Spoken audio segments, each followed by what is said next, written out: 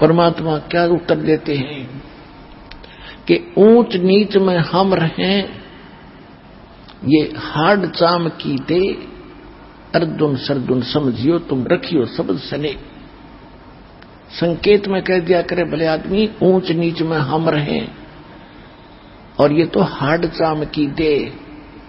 इस चाम और तेरे चाम में क्या अंतर है? मुझे तो तुम दोनों एक नजर आते हो। और अर्जुन सरदुन समझियो राखो शब्द सने, जो नाम दे रखे उन्हें जप ले चुप करके, फालतू बात मत करे। और कहा भले आदमी तुम मेरे गुरु हो गया, शिष्य कहा रहे, जब मुझे शिक्षा दे रहे हो तुम मेरे गुरु बन गए बेटा, और जाओ भाग दो यहां से मूर्ख हो, और यह कल्याण तुम्हारा।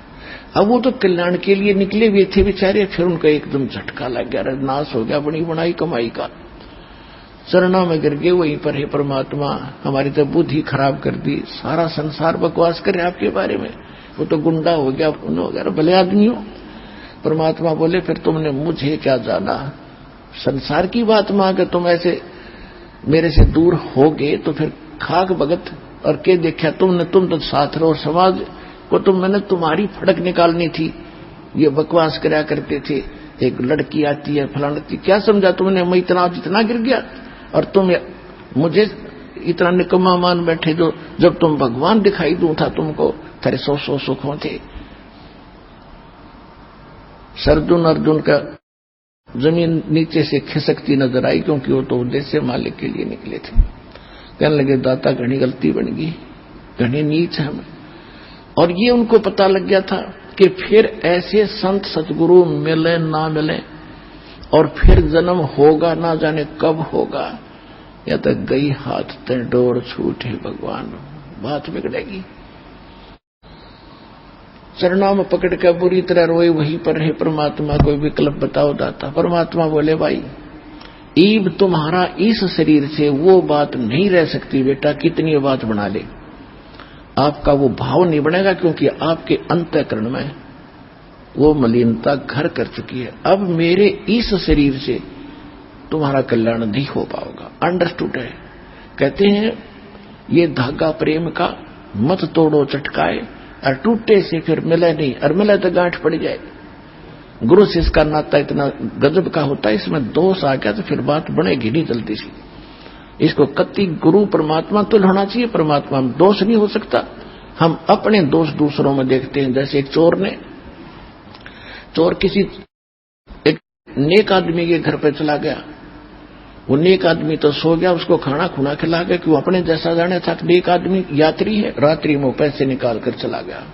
और एक उसी चोर के घर कोई एक नेक व्यक्ति यात्री बनकर आ गया, रुक गया, उसने भी खाना खिलाकर चोर ने उसको सिला दिया, वो सो गया ठाठते, और चोर सारी रात जागता रहा कि कहीं रात ने चोरी ना कर ले जा, क्योंकि वो दोष चोर में था, उस महान आत्मा में नहीं था जो यात्री था। अब वो कहने लगे परमात्मा हमारा कल्याण कब होगा?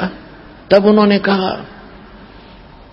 कि संवत 1774 में एक मेरी आत्मा छुड़ाड़ी में जन्म लेगी,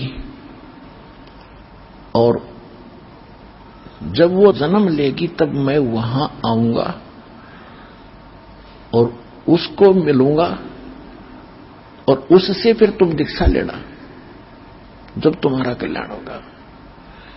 अब वो अर्जुन सरजुन वो तो संवत 1575 में परमात्मा से शरीर चले गए। फिर उन्होंने कहा कि भगवान हम इतने समय तक कैसे रह पाएंगे इस शरीर में? तब उन्होंने कहा कि भाई मेरा आशीर्वाद है, तुम्हारा शरीर बना रहेगा।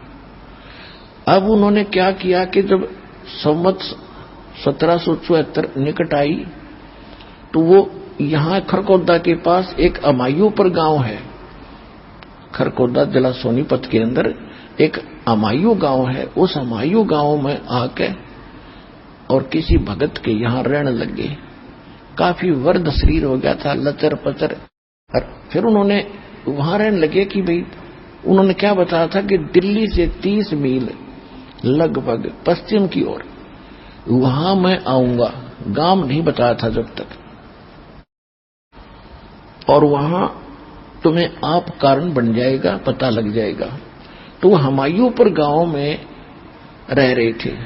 और जब परमात्मा गरीबदास जी को मिल चुके थे और उनको सब परिचित करा दिया था, फिर ऐसी प्रेरणा करी उनके सपने में दिखे दाता अर्जुन और सद्दुन को कि अर्जुन और सद्दुन तुम छुड़ानी जाओ, वहां मैंने तुम्हारे दीक्षा की व्यवस्था कर दी है।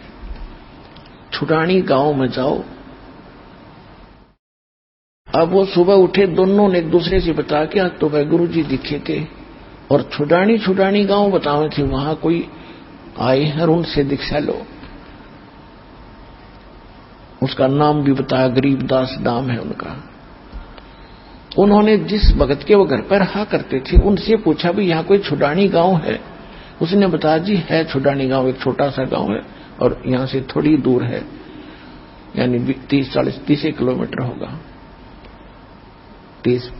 तो बोला भाई एक काम कर दे बेटा। दोनों कहने लगे आज तक आपने हमारी बहुत सेवा करी है, एक अंतिम काम और कर दे, हमें छुड़ानी छोड़ दे। उसने बैठा के अपनी बैलगाड़ी में उन दोनों को और वहां छुड़ानी जा छोड़ा। छुड़ानी जाके पूछा कि गरीबदास कौन है? उधर से परमात्मा ने प्रेरणा गरीबदास में की थी, उनकी भी दिव्य दृष्टि खोलती थी कि आ जाओ भक्त, मैं तुम्हारी इंतजार कर रहा था, आ जाओ, बताओ क्या काम है? कि महाराज सारी कथा बता दी, मुझे सब पता है, दीक्षा लो, तुमने बहुत बड़ी गलती करी थी अर्जुन, भगवान पर संत पर भगवान के तुल मानना चाहिए। कहा जी बस गलती घनी बन गई, उसी का भोग रहे। उन्होंने नाम लिया, मैंने 2 महीने मारे और वहीं शरीर छोड़ के दोनों उनकी समाधि बना रखी थी। अब तो आप फोड़ फाड़ दी छुड़ानी। तो पुण्यात्मा उधर से क्या हुआ कि कबीर साहब के पीछे सारा काशी के लोग पीछे पड़ लिए और उसी दिन ये सिकंदर लोधी दिल्ली का बादशाह भी काशी बनारस में गया हुआ था और परमात्मा जानबूझकर उस दिन छेड़े थे कि इनकी परम पावर हो, यहां पर पूरी सुप्रीम पावर आ रही हो।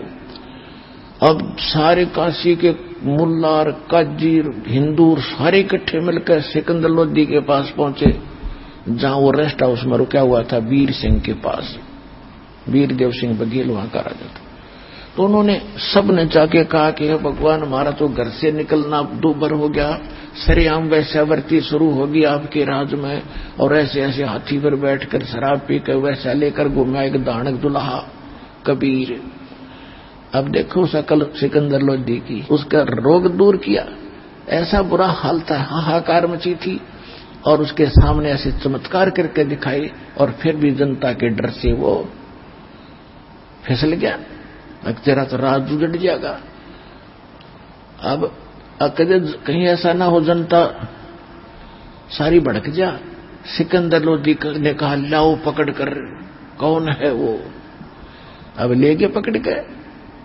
सिकंदर लोधी ने जनता को दिखाने के लिए कि मैं वो अपने हाथों में थकड़ी और पैरों में बेड़ी और गल में एक लोहा बहुत भारा तोक डाला करते, वह डाल दी और सबने कहा कि इसको गंगा में डालकर डबो के मारेंगे। सारा काशी के लोग, राजा सिकंदर लोधी सब चले गए। इस जनता का के राजा की के चल रहे, ये काजी मुल्ला और ये हिंदुओं के धर्मगुरु सारे, उन्हें पता लगा कि आज दुश्मन मरेगा, क्योंकि परमात्मा ने सबके छक्के छुड़ा दिए थे ज्ञान में कि तुम बकवास करते हो, मिसगाइड किए बैठे हो, जो साधना तुम करते हो कराते हो स्वर्ग की भी नहीं, तुम नरक ले जा रहे हो। तो दोनों धर्म के गुरु उस परमात्मा के विरोधी थे ही, उनका दाव लग गया, सारे को इकट्ठे हो गए और कहा इसको डबोगे मारेंगे।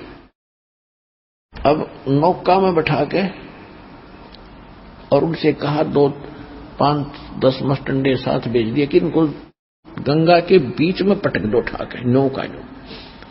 अब उन्होंने जाके परमात्मा को उठा के बहती दरिया के बीच में पटक दिया। परमात्मा जल पर ऐसे बैठ गए जैसे थल पर बैठा करते हैं, हथकड़ी और बेड़ी अपने आप टूट के गिर गई। बोलो सतगुरुदेव कबीर भगवान की जय हो।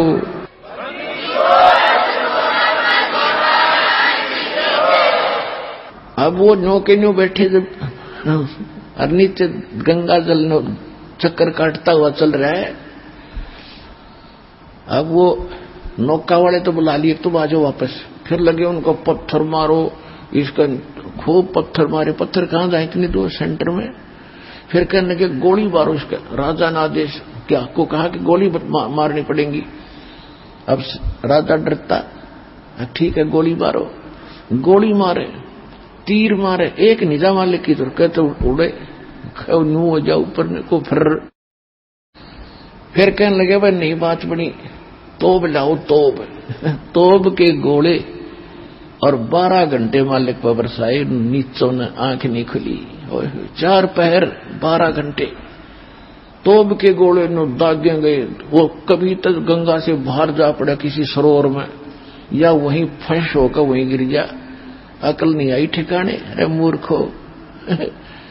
तोब के गोले और फ्यूज होने लग रहे, एक निजारा। फिर भी आंख ना खुली के कबीर इज गॉड।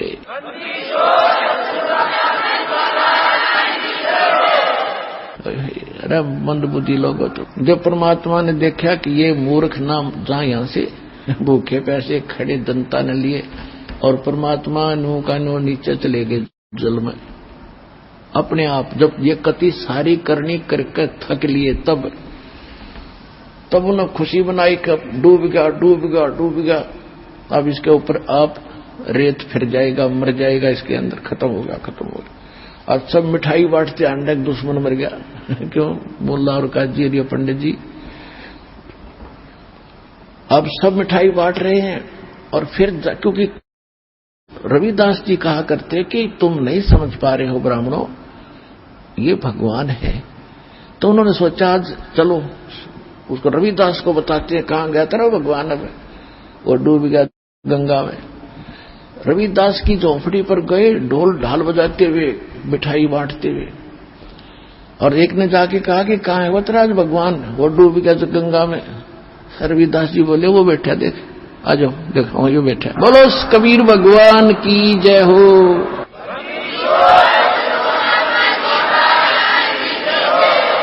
अब जोनसा देखा हुए बागले कहा सिकंदर लोधी के पास के महाराज वो तो मरा नहीं।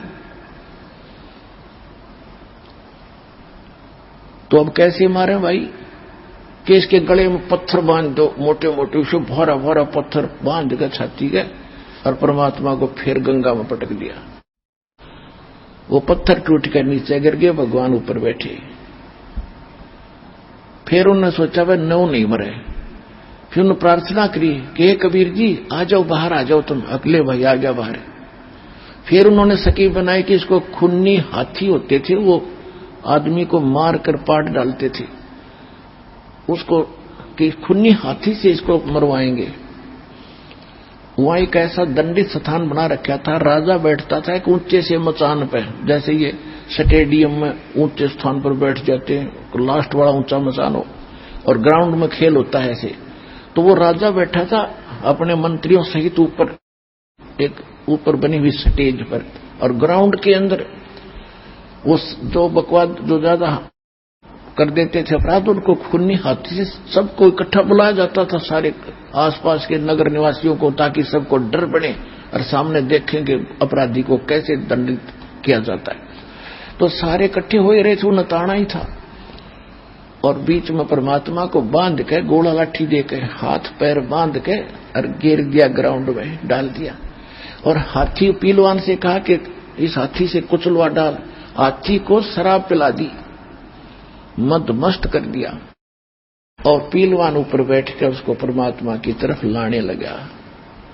जब थोड़ी सी दूर पर रह गया हाथी, परमात्मा ने शेर का रूप बना लिया। शेर को देखकर हाथी की चंगाड़ मारे और लीद कर वापस भाग गए, मुंडी धुन गए। अब पीलवान उसका वो मारे अंकुश, अब तेरी नौकरी गई। जब उसने दोबारा, जब हाथी को दिख रहा था शेर, परमात्मा ने सोचा कि यो इस प्राणी को पीलवान घना दुखी करेगा।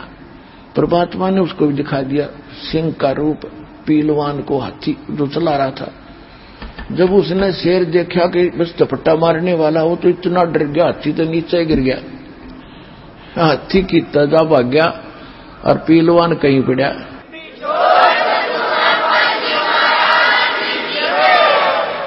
अब परमात्मा ने ये सोचा कि इस पहलवान को दंडित करेगा ये मूर्ख सिकंदर लोधी, इसको मारेगा गरीब को।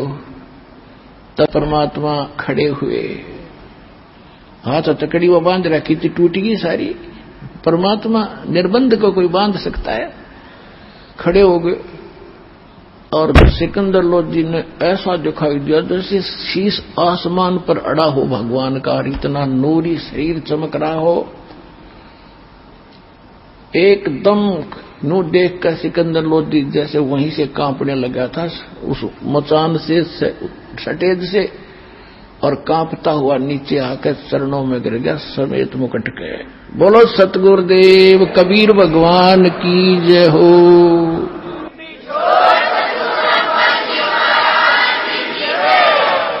अनंत कोट ब्रह्मांड का एक रति नहीं भारे, सतगुरु पुरुष कबीर हैं ये कुल के सृजनहारे।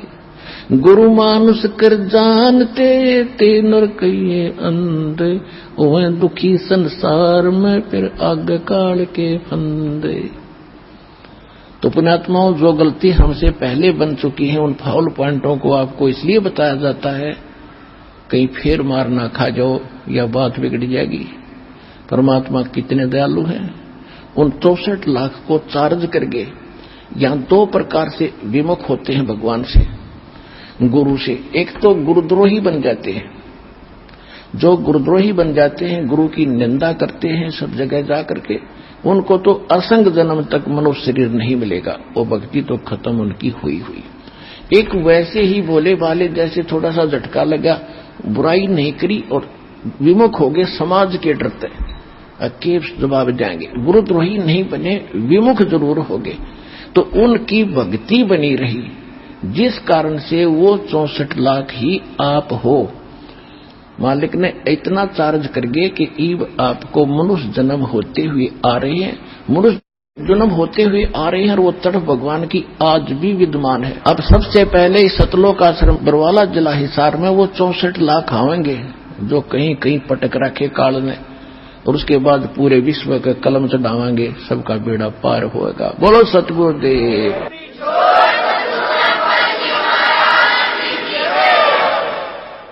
अब आपको कुछ भक्तों के अनुभव, परमात्मा से प्राप्त सुख की जानकारी आपको देंगे, ध्यान पूर्वक सुनना। सत नमस्कार सर। साहेब भगत जी। क्या शुभ नाम है जी आप जी का? मनोहर दास। सर कहाँ से आए हैं आप? चित्तौड़, जिला चित्तौड़गढ़, राजस्थान से। सर क्या काम करते हैं आप? खेती का काम करते हैं। सर परम संत सतगुरु रामपाल जी महाराज की शरण माने से पहले आप कौन सी भक्ति करते थे? पहले ये 3 लोक के देवताओं की भक्ति करते थे, और हर नवरात्रि में कुंवारी कन्याओं को भोजन खिलाना वगैरह, यही 3 लोक की भक्ति और पितरों की पूजा यही करते थे। तो जो आप 3 लोक की भक्ति करते थे, नवरात्रि रखते थे, उनमें कुंवारी कन्याओं को भोजन कराते थे और पितरों की पूजा करते थे, इस सब का आपको क्या लाभ मिलता था? कोई लाभ नहीं मिलता था और बहुत दुखी थे। सर परम संत सतगुरु रामपाल जी महाराज की शरण में आप कैसे आए? हर साल वैष्णो देवी जाता था। ये परमात्मा ने बोला कि मेले में केले चाहिए, मेले बड़ा मिला, पत्थर पानी पूजते कोई परम संत मिल जाए। तो इसी तरह से हम वैष्णो देवी जा रहे थे, तो रास्ते में वहां यहाँ आने वाले भगत जी मिल गए। उनसे ज्ञान चर्चा होने लगी। तो ज्ञान चर्चा में हमने बताया श्री कृष्ण जी, जैसे इन संतों से सुन रखा था वैसे ही बताया, श्री कृष्ण जी सशरीर गोलोक धाम गए। उन्होंने कहा कृष्ण जी की मृत्यु हुई और उनका दाग भी हुआ है, उसी जगह वो द्वारिका में मंदिर बना हुआ है। फिर हमने बोला कि शिव जी अजर अमर और अविनाशी है। उन्होंने कहा देवी भागवत महापुराण के 3रे स्कंद में 123 पृष्ठ पे आप देख लें, इन तीनों का जन्म और मृत्यु दोनों होती है। इसलिए उन्होंने कहा वैष्णो देवी मत जाओ और हमारे गुरुजी के वहां चलो। फिर मैंने कहा अभी तो वहीं जाएंगे, बाद में आपके वहां आएंगे, आप पता बता दो। तो उन्होंने फोन नंबर दिया, वो फोन नंबर भी हमसे गुम हो गया।